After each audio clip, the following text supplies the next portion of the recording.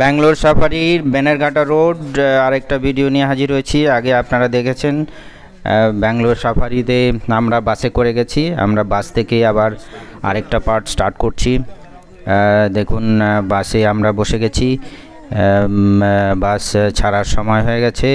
যা যাক আমাদের আজকে টাইগার রেঞ্জে যাওয়া হবে। দেখুন এবার আমরা টাইগার রেঞ্জে পৌঁছে গেছি। বাম্বু জঙ্গলে দেখুন লায়ন দেখা যাচ্ছে জলাশয়ের কাছে, কেননা জন্তু জানোয়ারদের জন্য জলাশয় কৃত্রিমভাবে বানানো হয়। খুবই এক্সাইটিং ভিডিও। দেখুন রেস্টিং অন দ্য জঙ্গল শের, এই দেখুন বাহ, আমাদের তো খুব এক্সাইটিং লাগছে, আশা করি আপনাদেরও ভালো লাগছে। কমেন্ট করে জানাবেন অবশ্যই। ব্যানারঘাটা রোড ব্যাঙ্গালোরের সাফারি। দেখুন বাস 1 মিনিট থেকে 2 মিনিট সময় দেয়, তো আগে চলা শুরু করেছে।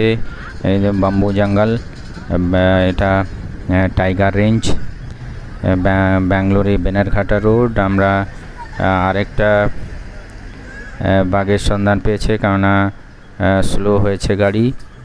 দেখা যাক, ওইখানে বসে আছে, আপনারা দেখতে পাচ্ছেন কিনা জানি না।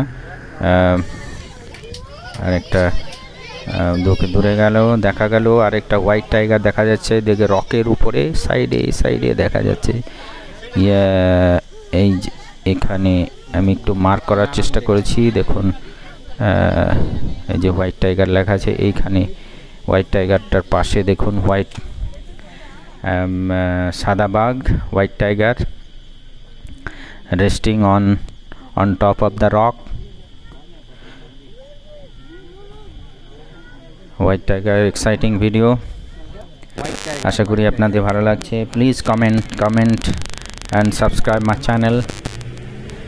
দেখুন স্টার্ট হয়ে গেছে। আর পরে দেখুন রয়্যাল বেঙ্গল টাইগার দেখা যাচ্ছে, খুবই বড় একটা বাঘ, পেট্রোলিং হিয়ার অ্যান্ড দেয়ার। আর ভিতরে আরেকটা রয়্যাল বেঙ্গল টাইগার আছে, আর একটা হোয়াইট টাইগার আছে, যেটা কেজের ভিতরে রাখা আছে, কেননা আমার মনে হয় ট্রিটমেন্টের জন্য। আর বড় রয়্যাল বেঙ্গল টাইগারটা বাইরে মানে সাফারির এতে খোলা ছেড়ে দেওয়া আছে। এই কত বড় বাঘ দেখুন, এই যে অ্যাডাল্ট বাঘ রয়্যাল বেঙ্গল টাইগার।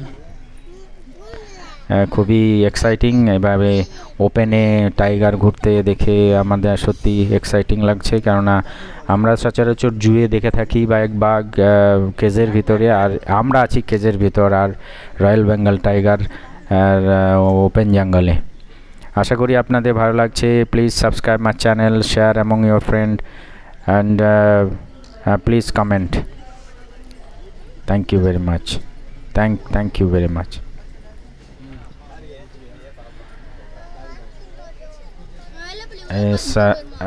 সময় হয়ে গেছে, আমাদের আগে বাড়ার সময় হয়ে গেছে। দেখুন দেখুন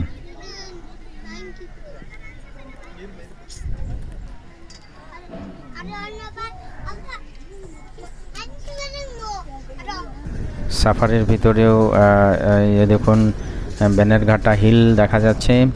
এখানে গ্রিনারি নেই, কেননা সামার সিজন, বৃষ্টি না হওয়াতে গ্রিনারি নেই। আপনারা রেনি সিজন বা রেনি সিজনের পরে আসলে এর নজারাই আলাদা হবে, আর তখন আরও সুন্দর লাগবে দেখতে রিজার্ভ ফরেস্ট। আমাদের সময়টা একটু অন্য সময় হয়ে গেছে, সো বিউটি একটু কম।